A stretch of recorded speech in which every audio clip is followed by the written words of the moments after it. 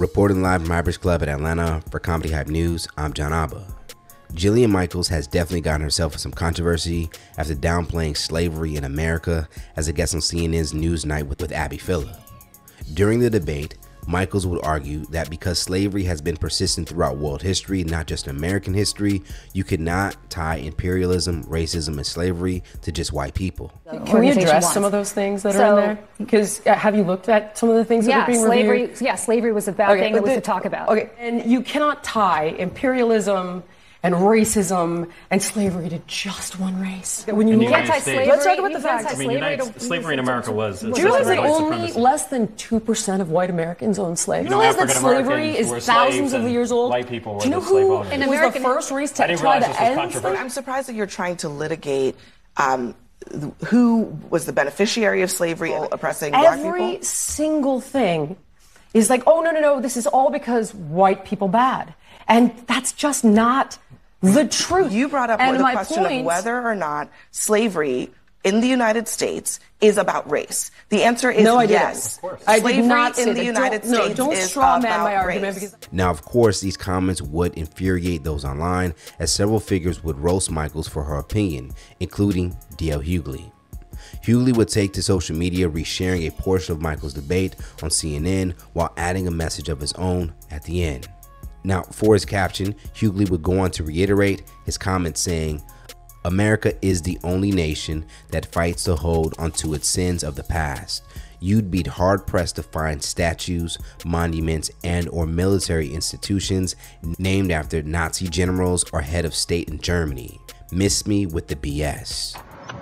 Well, I can only hope Jillian Michaels is a better trainer than she is an explainer. She was talking about the fact that there were good people on both sides. There were, people who were for slavery and people who fought against it. But you weren't one of them. She talked about marching in the civil rights. You didn't do that.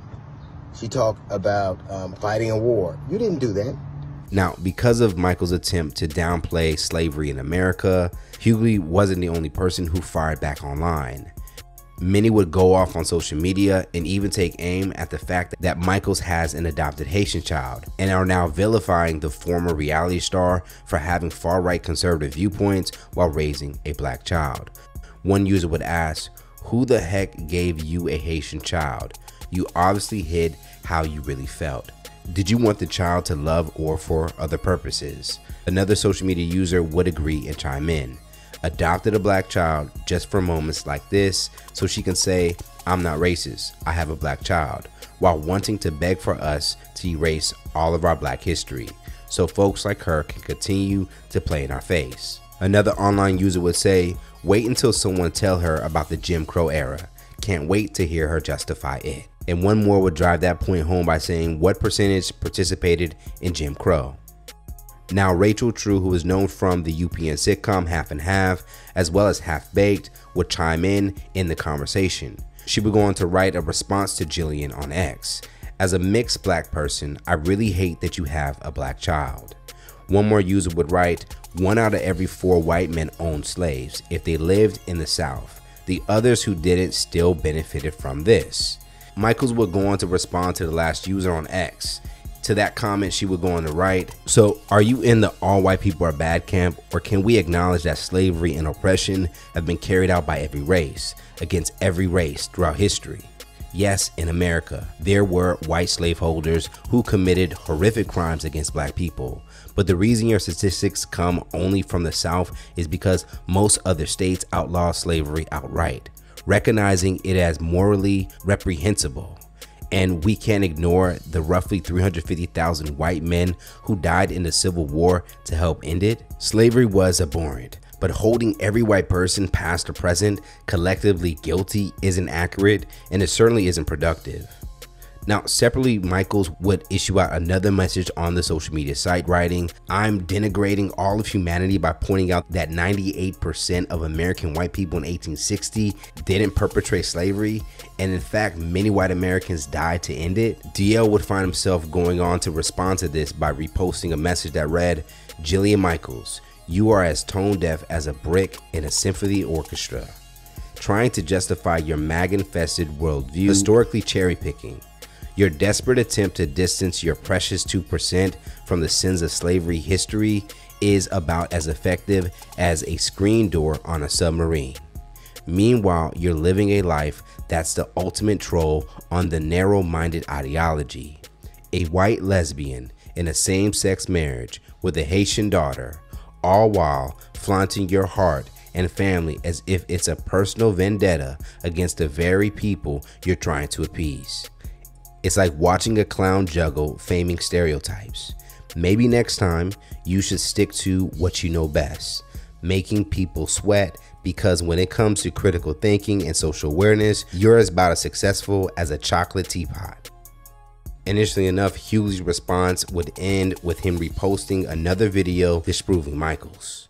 So anyone surfing social media this week has surely seen this clip of Jillian Michaels saying this about slavery. Do you realize that only less than 2% of white Americans own slaves? And while she didn't name a specific year in her claim on CNN, she did tweet this out later saying, "I'm denigrating all of humanity by pointing out that 98% of American white people in 1860 didn't perpetrate slavery." But let's take a look at this claim. Because yes, as the data shows, in 1860, there were 393,975 slave owners in the United States out of a total population of 31,183,582, or just 1.26% of the population. But let's take a closer look at that, because by taking a look at this map from 1860 of the percent of households that owned slaves at the time, we can see that slavery was no longer practiced in the North and was only practiced down here in the South. And so yeah, if we eliminate those 18 free states and only concentrate on the remaining 15 slave states, you can see we get that same amount of slave owners that now have a population of just 12 million.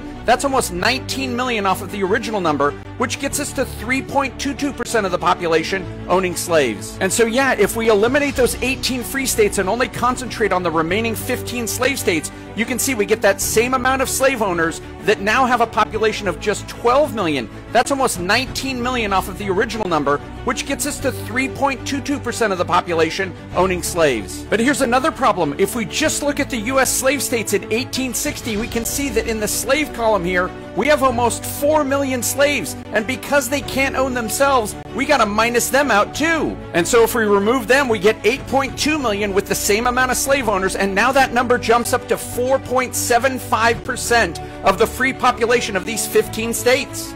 So what do you guys think about the response that DL would give Jillian Michaels in her attempt to downplay slavery in America? And if you're someone that thinks she's making a point, go ahead and let us know more about that in the comments below. And stay up to date for the latest news and comedy by subscribing here to our YouTube channel and follow Common Hype across all social media.